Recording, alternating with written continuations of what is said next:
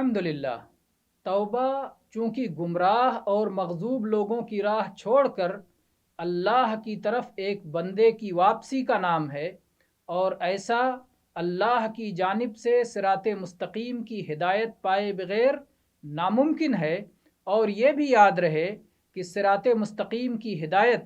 اللہ کی مدد اور اس کی توحید کے بغیر حاصل ہونے والی نہیں ہے۔ اس بنا پر سورہ فاتحہ ان تمام امور کی وضاحت میں نہایت بلاغت اور خوبصورتی کے ساتھ مشتمل ہے۔ جو شخص سورہ فاتحہ کو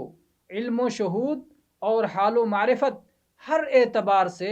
اس کا حق دے، اسے یہ بات معلوم ہوگی کہ خالص توبہ کیے بغیر عبودیت کے اقرار پر سورہ فاتحہ کی تلاوت درست نہیں ہوگی، کیونکہ گناہوں سے بے خبری یا اس پر اصرار کے باوجود صراط مستقیم کی کامل ہدایت کیسے نصیب ہو سکتی ہے؟